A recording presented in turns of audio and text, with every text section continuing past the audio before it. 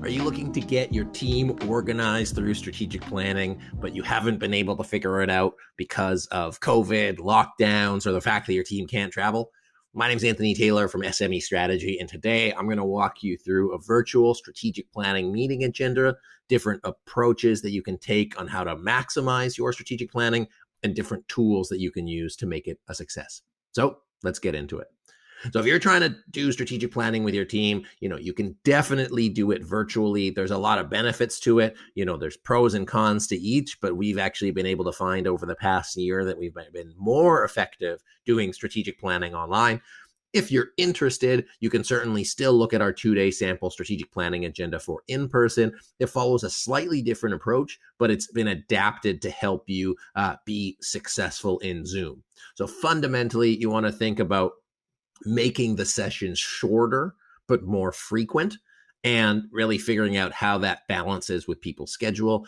It's a lot easier to maintain energy through a full 8-hour day in person, but if you're online, you want to break it up into what we do is maximum 3-hour chunks. So as we go through the process, before you get into the core part of your strategic planning, you want to, make a calendar of all the potential sessions that you want to have. Make sure that you're doing any pre-interviews or pre-planning surveys a couple weeks before the sessions, and make sure that all of the dates are booked in people's calendars so you don't have people sort of having to take calls or take meetings throughout. It's a lot easier to get distracted online, so you want to make sure that people have their calendars fully clear.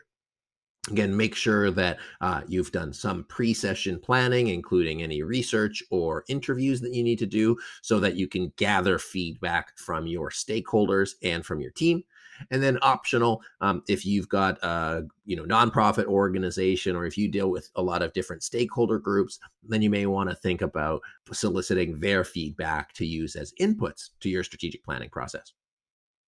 If you're interested, we have a strategic planning questionnaire to ask some of those questions that you can use with your stakeholders.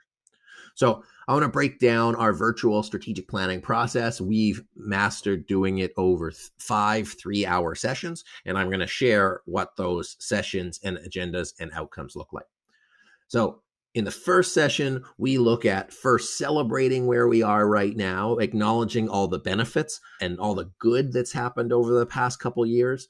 The main reason for doing that is it could be so easy to jump into the negative, what's not working, especially given the sort of COVID context that we've had to deal with a lot of change.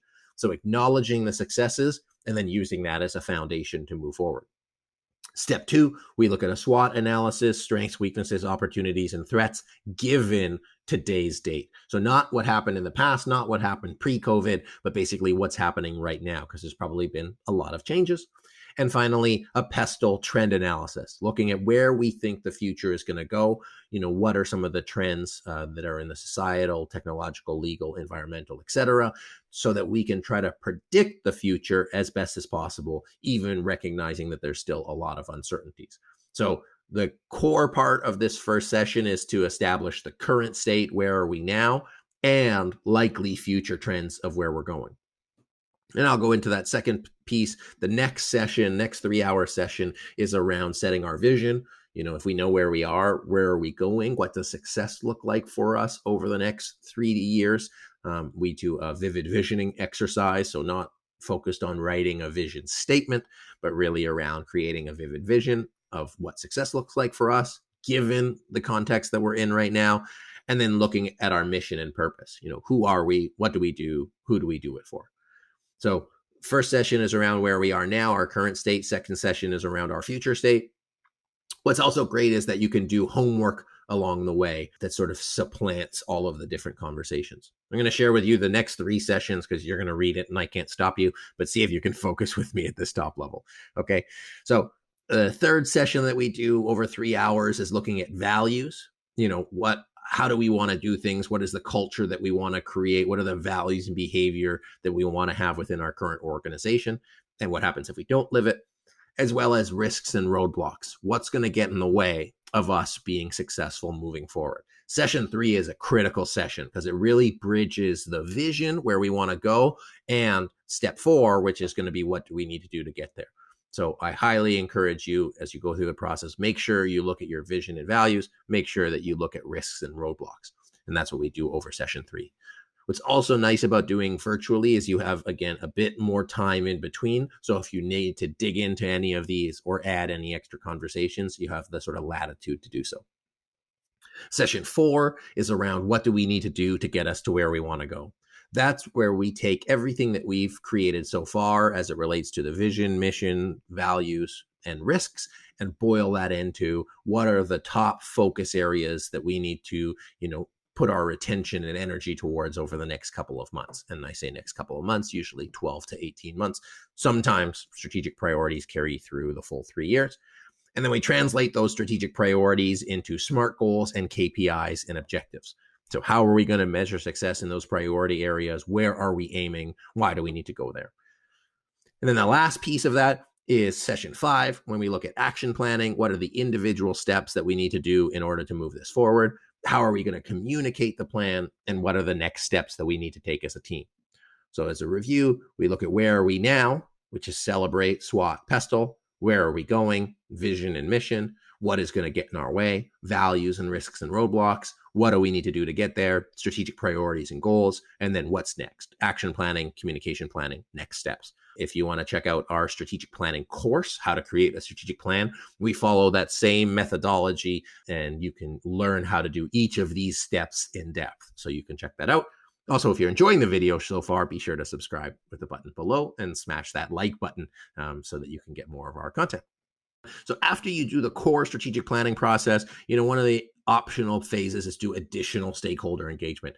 The reason for that is you've taken their input, you've done the strategic planning process. Now you can go back to them and share the outcomes of that session to check for their alignment, to make sure that they are engaged, on board, and want to go there. It's a great use of time because that way you don't have to worry or wonder if they're bought into your strategy. You'll get the information right then and there. The additional session can take, 2 hours, 2.5 hours to get that feedback and clarity. You might have seen our previous video on the strategic planning phases. So you'll notice that, and this document is available in the link, but it follows that same methodology: the kickoff, the pre-work, current state, future state, risk analysis, prioritization, actions, and then really making sure that you have alignment throughout the process. So that's the phase of the strategic plan creation, the strategic thinking, which is about 10% of your total process. And there's lots more to come after that. Once you've created your strategic plan, you want to look at solidifying your priorities and define SMART goals, documenting your plan in a digestible way, whether it's a PowerPoint, a PDF, a Word document. Develop that communication plan to make sure that that cascades through your organization, and then book a time with your leadership team to review the plan and engage into that next step of action planning and putting those processes in place. So I alluded to that 10% earlier. This is the 90%. This is the implementation. Then I'll share an infographic a little bit later on. So as I promised, we would talk about some tools to use virtually. One of the great things about doing strategic planning is that before you had the whiteboard, now you need sort of digital whiteboard. So how we do our strategic planning is we use Zoom. We can do breakout rooms. We can do whiteboards. It really helps everybody share. And it also democratizes the sharing process. So we get to hear from everybody. Liberating structures is one of the forms that we use as facilitators to get engagement and buy-in. So you can Google liberating structures, but that's what our team is trained in. So if you're looking for somebody to facilitate, we'll use a variety of questions and sort of conversation tools to spur on engagement. I know a lot of people come to us and they worry about getting engagement with their strategic plan, whether it's in person or online. Liberating structures is a great way to get that engagement. One of the great tools we use is called Mentimeter. It allows you to show presentations, to generate word clouds, to ask questions, and to have things that are very visual and engaging. When you have people online, it's important and critical to make sure people are focused in on what they're doing, not multitasking and just jumping in when you call on them. And the last is, having some sort of deck or guideposts along the way so that if somebody zones out from what you're saying, they have a visual cue for what's on there. Another tool that we like is XSleep or Google Docs, and it allows us to transcribe and get a lot of data so that we have like a working document at the same time. So you don't have to have a note taker as well. It can be done manually. And then the last phase, and where I'm going to stop off here, is creating the strategic plan is only part of it. So if you're looking for somebody like a facilitator to facilitate the process for you, that is step one. Then you'll be able to create that clear vision, mission, values, strategic priorities, action plan. And then phase two is, about execution. What are the things that you need to do to get that plan across the line? So I hope that helps give you a little bit more context, a little bit more guidance as to how to create your strategic plan virtually, how to lead your team through the strategic planning process online. Just let us know what you think in the comments. If you're interested in working with us, visit smestrategy.net. We can facilitate these planning sessions around the world. And what's great is you don't have to pay for travel. So it saves a lot of money. It can go really fast, and you can get it done over a couple of weeks. If you enjoyed today's video, be sure to give us a like and subscribe to follow along. And I hope this helps you as you move your team towards creating and executing a successful strategic plan. All right, thanks everybody. Anthony Taylor from SME Strategy, and we'll see you next time.